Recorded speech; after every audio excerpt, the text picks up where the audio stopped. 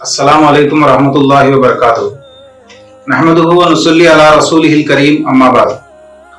اعوذ باللہ من الشیطان الرجیم، بسم اللہ الرحمن الرحیم۔ وَأَتِمُّوا الصِّيَامَ إِلَى اللَّيْلِ، وقال نبی صلی اللہ علیہ وسلم، ان اللہ وملائکتہ یصلون علی المتصحرین، رواہ الطبرانی۔ پیارے بھائیوں، رمضان کا مبارک مہینہ چل رہا ہے اور ساتھ ساتھ مہاماری بھی لگی ہوئی ہے۔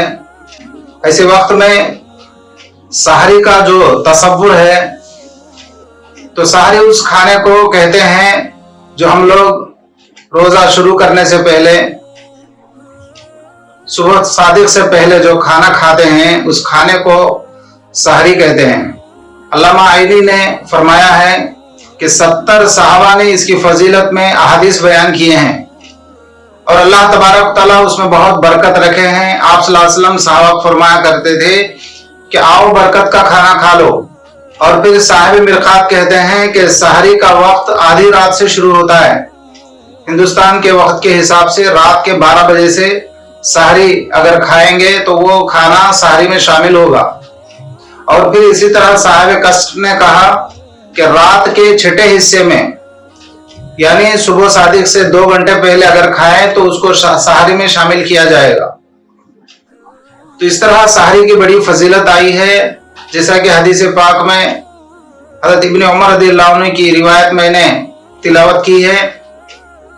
اللہ تعالیٰ اور اس کے فرشتے سحری کھانے والے پر رحمت نازل فرماتے ہیں۔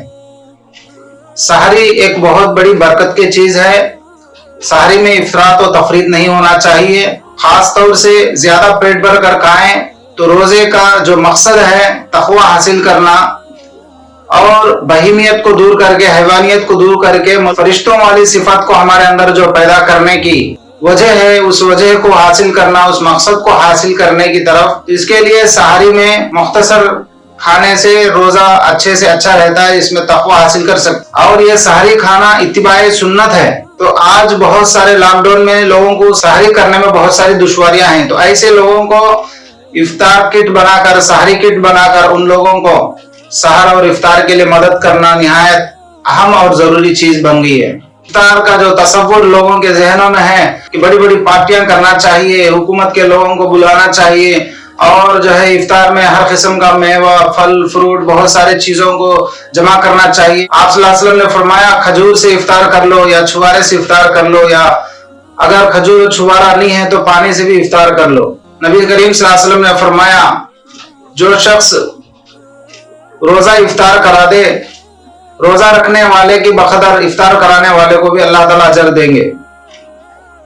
آپ صلی اللہ علیہ وسلم سے صحابہ نے سوال کیا، ہمارے پاس اتنی استطاعت نہیں ہے کہ روزدار کو روزہ افطار کرائے، تو پھر آپ نے فرمایا کہ افطار کرانے کا مطلب پیٹ بھر کھانا کھلانا نہیں ہے، بس 1 گھونٹ پانی، 1 گھونٹ لسی بھی، اگر 1 کھجور بھی کھلا دے تو روزدار کو جتنا ثواب ملتا ہے افطار کرانے والے کو بھی برابر ثواب ملے گا، اور روزہ رکھنے والے کے ثواب میں کچھ کمی نہیں آئے گی۔ روزہ افطار کرانے میں بڑی فضیلت آئی ہے، اللہ تبارک تعالیٰ اس کو بہت بڑا اجر اور ثواب دیں گے۔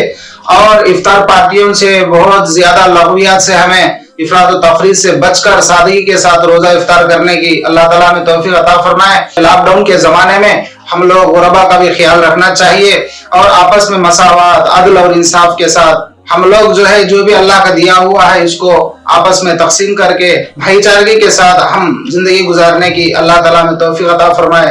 وآخر دعوانا ان الحمد للہ رب العالمین۔